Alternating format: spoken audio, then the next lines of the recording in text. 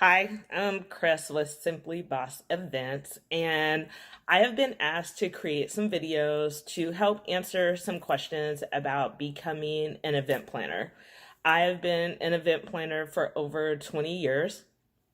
I have worked in the capacity of a corporate event planner for the last 15 years. And that has been with biotech, a pharmaceutical company, and I now work for a technology company. So I do that as my 9 to 5. And on the side, I do weddings and all sorts of events for people. I have been doing that now for about 30 years. That started back in 1988 because my grandmother was an event planner for our church. And so with that, I have helped her, or I did help her with that from then until she stopped doing that back in probably 2005, maybe a little bit later.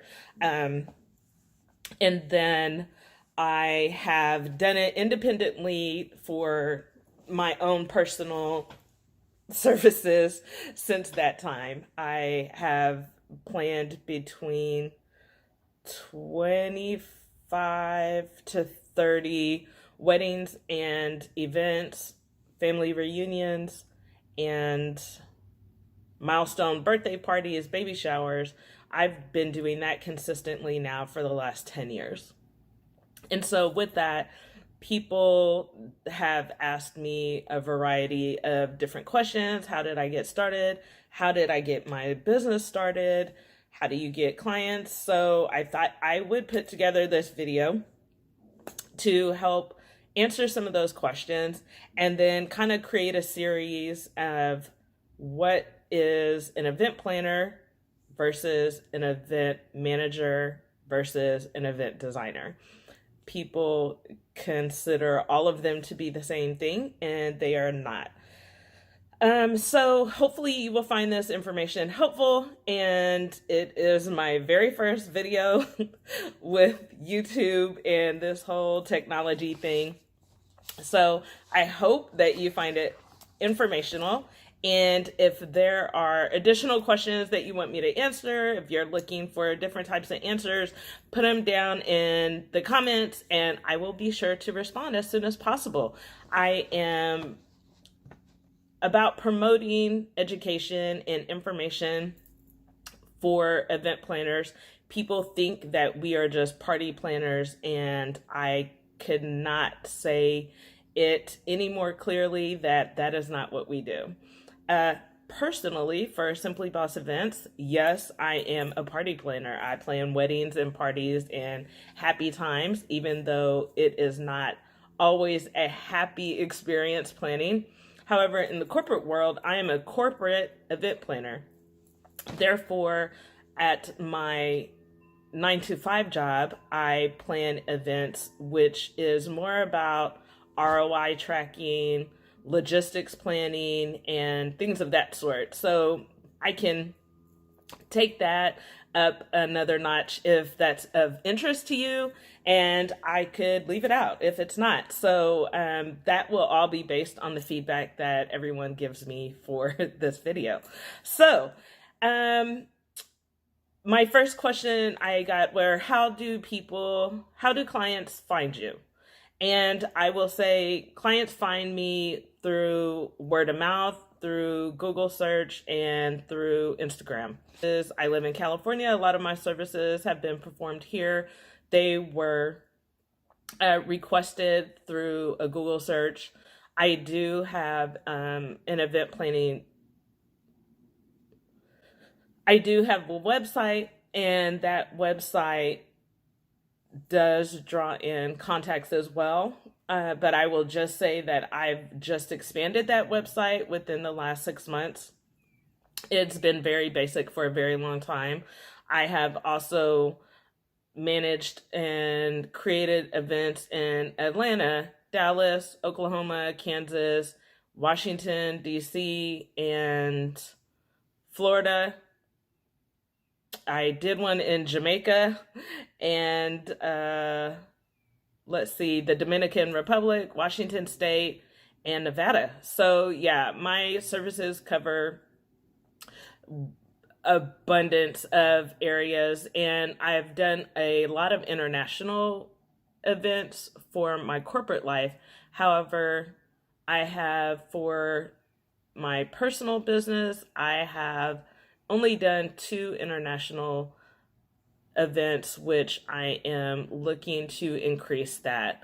I've done 2 weddings, one in London and one in the Dominican. So those were fun, and I can say that those are usually the most challenging as far as making your brain work a little harder to make sure that you are covering all your bases, especially if you don't live in those locations. But it is imperative that you get a partner in one of the destinations that you're working in, working on an event for, so that you can be sure to effectively plan these events. The next question I have is, how do I manage my proposals? So I have a form that I recently have started using within the last couple of years that I prefer clients to fill out to give me an idea of all of the services that they're looking for, asking them questions that they wouldn't think of themselves. And then I am able to take that information, look over it, look at our schedule to see if me and the team are available to assist this client during those days, and then to appropriately look through pricing, see if it's a straightforward package, or do we need to piece together a few things. After that, then we discuss the deposit. I look at the total of the amount of the event itself and what it will cost my team and I to execute this event. And then we discuss the deposit and the payment structure for the event. I have learned through time that you do not produce an event without a deposit. And you have the client sign a contract that details this and details the rest of the payments. You should determine if there's a cancellation fee, what those cancellation fees should be, and the timing of that. People tend to think to be a nice person, or they've heard very good things about you, they will try to take advantage of that. There is none of that when it comes to business. Business is business, and in order to be successful, you need to execute your contracts to take care of that piece of it. You need to protect you, and you need to protect your business. And there's nothing wrong with that. It is not outside of the box thinking. That is standard. Anytime someone contracts with you for your work, as far as a florist or the venue or a caterer, they want a deposit as well. Therefore, it is imperative that you take care of yourself as the event planner. One of the other questions that I received is, do you have to have a degree or certification to be an event planner? And the short answer is no, you don't. You don't need that. Do I think you should have something? Most definitely. I can say that back in the day, it probably wasn't as relevant or needed because you could get hands-on experience.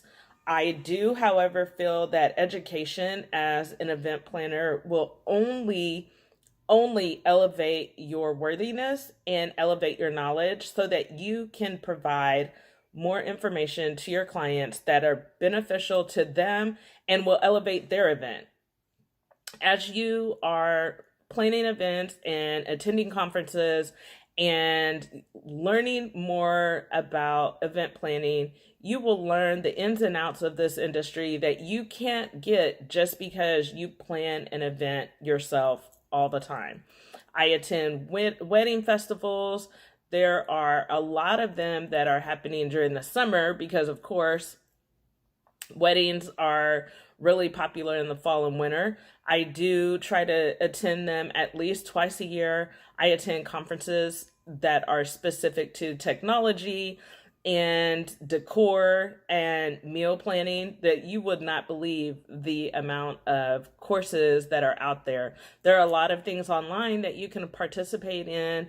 I, for one, am doing that with clients. I'm helping beginning event planners learn how to be an event planner. There are things that I learned over time that I wish people or someone would have taught me from the very beginning. But everything I learned was a hands-on experience type of learning. And I did take some courses. I do have a degree. However, I did take some event planning courses that weren't really mandated. It depends on what kind of event planner do you want to be. Do you want to be a corporate event planner, or do you want to be a social planner? A social planner and a corporate planner are two different types of planners. So your degree or certification in becoming one of those is based on that. So when you have decided which kind of event planner you want to be, then you will decide how much schooling or education you need to have in the background. So after the contract is signed, after we have negotiated a price, we are now onto the planning phase. There are many ways to execute this event. There are many ways to receive the materials to plan the event. This part of planning with a client is a whole nother section of my teaching. And there are just so many varieties of questions that you need to ask.